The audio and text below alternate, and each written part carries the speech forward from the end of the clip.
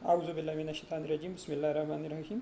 Second year के students, lecture number 51 chapter number 14 का topic हम डिस्कस करने जा रहे हैं, determination of E by M of an electron. इस टॉपिक की हेडिंग को ज़रा हम समझते हैं। ये पहली दफ़ा फेमस साइंटिस्ट जे थॉमसन ने काम किया था और ये आप केमिस्ट्री में बहुत ज़्यादा पढ़ते रहते हो। ई बाय एम से मुराद है इलेक्ट्रॉन के चार्ज और मैस की रेशो। जे थॉमसन इलेक्ट्रॉन के चार्ज को अलहदा से और इलेक्ट्रॉन के मैस को अलहदा से मालूम करने में कामयाब नहीं हुआ था। उसने इन दोनों की मैथमेटिकली एक एक्सपेरिमेंटल वर्क के बाद रेशो मालूम की थी, और वो रेशो कैसे मालूम हो सकती है उसे हम अपने previous topic F is equal to Q into we cross B की मदद से यहाँ पे मालूम कर लेंगे और उसको हम डिस्कस करने। हमने जो लास्ट टाइम एक टॉपिक पढ़ा उसके मुताबिक अगर एक इलेक्ट्रॉन एक मैग्नेटिक फील्ड में मूव करे तो उस पर एक फ़ोर्स लगनी चाहिए। वो मैं आपको ज़रा फिगर से पहले शो करता हूँ और फिर उसके बाद वापस उस इक्वेशन पे जाते हैं। ये आपके पास इस वक्त एक फ़िगर है, इसमें मैग्नेटिक फील्ड अप्लाई हुई है और आप देखें मैग्नेटिक फील्ड की डायरेक्शन को शो किया गया है इन क्रॉस के सिंबल से। और आप इस फिगर के ऊपर देखें तो यहाँ बी के आगे ब्रैकेट में इनटू दी पेपर लिखा हुआ है। असल में ये एक कन्वेंशन है जो यूज़ होती है किसी भी क्वांटिटी को इनटू दी पेपर शो करने के लिए। सो इस वक्त जो सिचुएशन है उसके मुताबिक कहना ये चाह रहे हैं हम कि एक मैग्नेटिक फील्ड अप्लाई हुई है that is directed into the paper, और इसमें एक इलेक्ट्रॉन मूव करता है जिसकी से फॉर एग्जांपल ये डायरेक्शन थी वेलोसिटी की v, और आप देखें कि this velocity is perpendicular to the magnetic field. इस इलेक्ट्रॉन पे इलेक्ट्रॉन एक चार्ज पार्टिकल है, मूव कर रहा है मैग्नेटिक फील्ड में, तो इस पे एक मैग्नेटिक फोर्स लगनी चाहिए।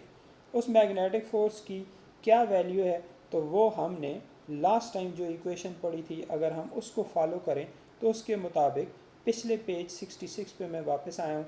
इस पे जो फोर्स लगनी चाहिए F is equal to minus e into we cross B है। अब जो हमारे पास फिगर है, अगर हम F is equal to minus e into we cross B के ऊपर राइट हैंड रूल अप्लाई करें तो इस पोजीशन पे आप देखेंगे कि v क्रॉस b को और फिर नेगेटिव साइन को इन्वॉल्व करें अगर हम, तो फोर्स की डायरेक्शन डाउनवर्ड बनती है, जैसे यहाँ पे एक पिंक एरो से शो हुआ हुआ।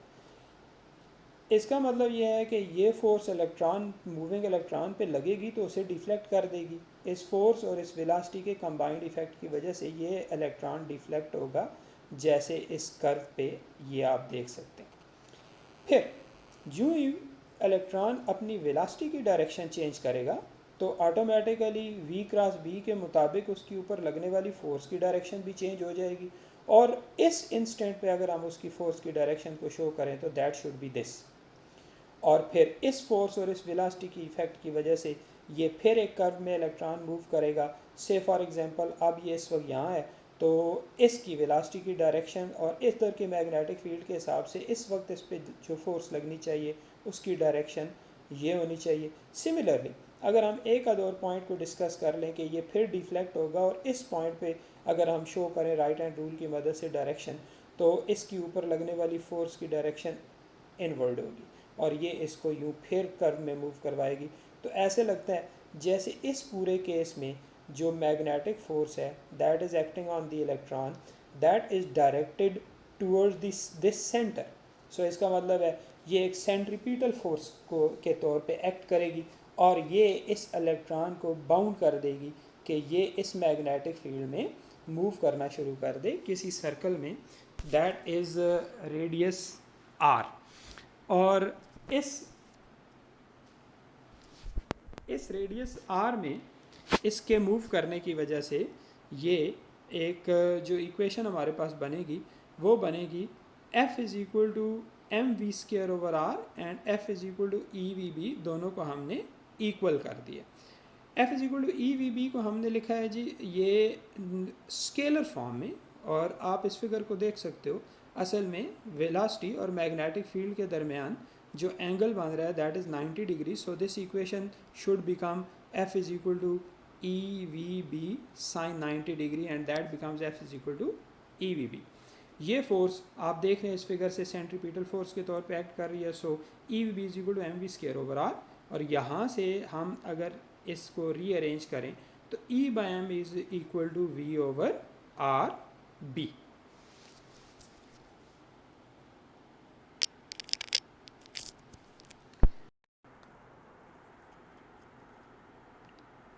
लास्ट टॉपिक में मैंने एक डिस्कस की थी बात आपसे motion of charge particle in combined electric and magnetic field, उसमें तो वो चीज़ ज़रा आपको रिकॉल करवा देता हूँ। ये मैग्नेटिक फोर्स सिर्फ और सिर्फ डिफ्लेक्टिंग फोर्स है, लिहाजा इसने इस चार्ज की स्पीड को नहीं चेंज करना है। सो यहाँ पे जो इस चार्ज की स्पीड है v, that would remain constant.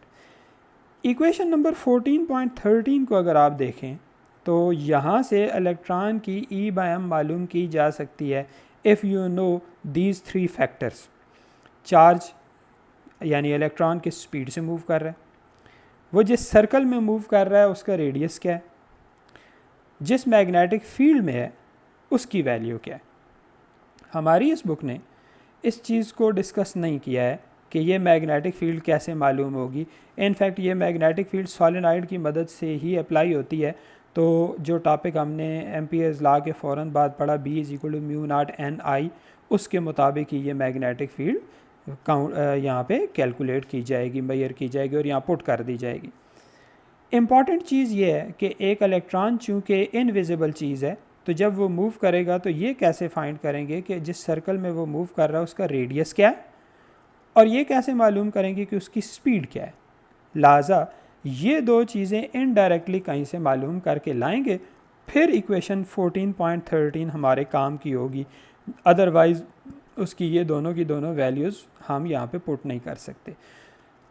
हम इन दोनों को कैसे मेजर करेंगे, तो उसके लिए जो पहला काम हम करने जा रहे हैं डिस्कस, वो है how to measure the radius of the circle in which the electron is moving.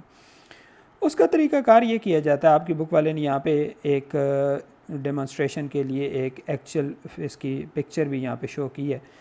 असल में इलेक्ट्रॉन्स को मूव किया जाता होता है एक ग्लास ट्यूब के अंदर। ये ग्लास ट्यूब मैग्नेटिक फील्ड में पड़ी हुई होगी, इसमें इलेक्ट्रॉन्स एंटर होंगे और इस ग्लास ट्यूब के अंदर एक हाइड्रोजन गैस को लो प्रेशर पे फिल किया गया होगा, और जो ही ये इलेक्ट्रॉन इसमें एंटर होंगे तो जब ये सर्कल में मूव करेंगे तो ये इलेक्ट्रॉन इस हाइड्रोजन गैस के एटम्स को हिट करेंगे। जब इसके एटम्स को हिट करेंगे तो इसके इलेक्ट्रॉन्स को, हाइड्रोजन एटम के इलेक्ट्रॉन्स को एक्साइट करेंगे, और एक्साइट करेंगे तो यकीनी सी बात है, बोर्स एटॉमिक मॉडल में आपने ये बात पढ़ी, वो इलेक्ट्रॉन्स जब वापस डी एक्साइट होंगे तो वो अपनी एनर्जी को रिलीज़ करेंगे in the form of light. और ये जो लाइट है ये जहाँ जहाँ से एमिट होगी हमें इसका पाथ विजिबल नज़र आएगा रिंग ऑफ दी लाइट की फॉर्म में। तो यहाँ से फिर वो रिंग जब एक दफ़ा विजिबल हो गया, हम उसका रेडियस और उसका डायामीटर फाइंड करके तो वो वैल्यू 13 में पुट कर सकते हैं एक्सपेरिमेंटली, और यूँ हमारा इक्वेशन 13 में एक और राइट साइड की इक्वेशन फाइंड हो जाएगी। नेक्स्ट थिंग इज़ कि how to find the speed of the electron, जिसको कि हमने इक्वेशन 13 में पुट करना है। उसके लिए पहली इंपॉर्टेंट बात तो यह है कि हमें यह पता होना चाहिए कि इलेक्ट्रॉन को आखिर मूव कैसे किया जाएगा। चैप्टर नंबर 12 के एक टॉपिक में आपकी नज़र से ये बात गुजरी होगी कि चार्जेस को मूव किया जाता होता है कोई किसी बैटरी किसी पोटेंशियल डिफरेंस को अप्लाई करके दो प्लेट्स के दरमियान। तो ये इस वक्त आप ज़रा देख रहे हैं, फ़र्ज़ करें आप इन चार्जेस को, इन इलेक्ट्रॉन्स को मूव करवा रहे हैं किसी बैटरी से जिसकी वोल्टेज है कैपिटल V।